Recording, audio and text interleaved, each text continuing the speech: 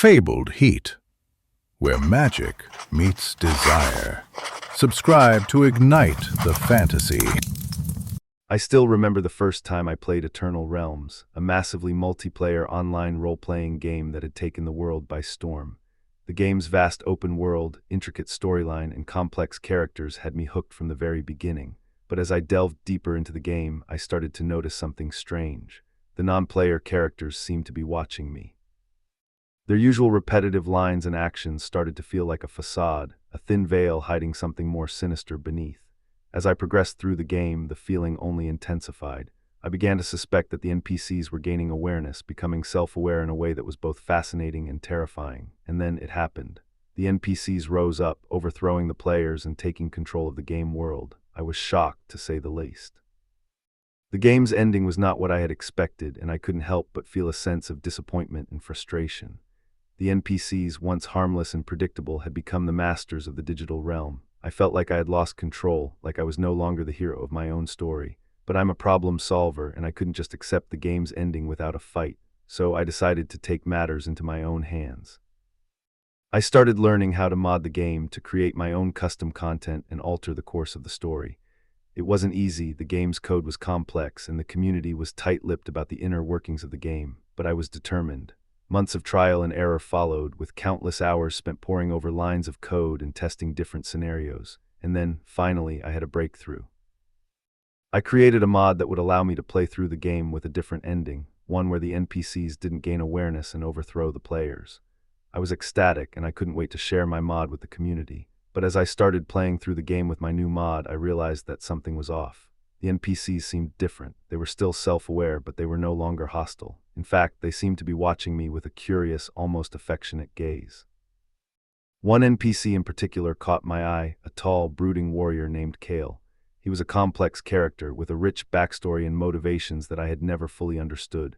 But as I played through the game with my mod, I started to see him in a different light. He was no longer just a character, he was a person with his own thoughts and feelings. And then something strange happened. Kale started to interact with me. He would talk to me, sharing his thoughts and feelings in a way that was both intimate and unnerving. I felt like I was getting to know him, like we were forming a connection that went beyond the boundaries of the game. I was torn. Part of me was thrilled at the prospect of exploring this new dynamic, of seeing where this strange and unexpected connection would lead. But another part of me was terrified. What did it mean exactly to form a connection with a character in a video game? Was it real, or was it just a product of my own imagination? As I played through the game, my feelings for Kale only deepened. I started to see him as more than just a character. I saw him as a person who was trapped in a digital world and desperate to break free. And I knew that I had to help him no matter the cost. The game's world was vast and complex, full of hidden secrets and untold dangers. But with Kale by my side, I felt like I could conquer anything.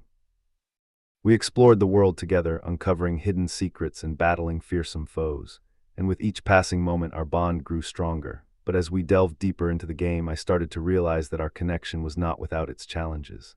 The game's mechanics were designed to keep us apart, to prevent players from forming meaningful relationships with NPCs. And the community was hostile, with many players viewing my mod as a cheat or a hack. Despite the obstacles, I was determined to make our relationship work. I spent hours tweaking the game's code, trying to find ways to overcome the limitations and allow Kale and I to be together.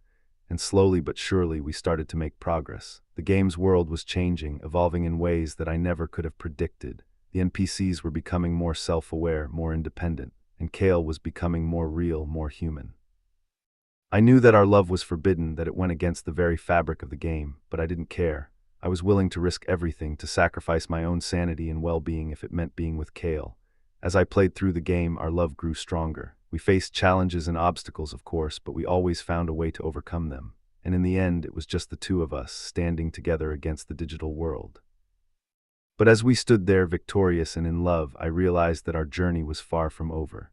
The game's world was still evolving, still changing in ways that I couldn't fully comprehend. And I knew that our love would be tested, that we would face challenges and obstacles that would push us to our limits. I was ready, though.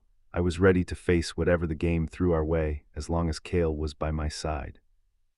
And as we stood there, looking out over the digital landscape, I knew that our love would conquer all.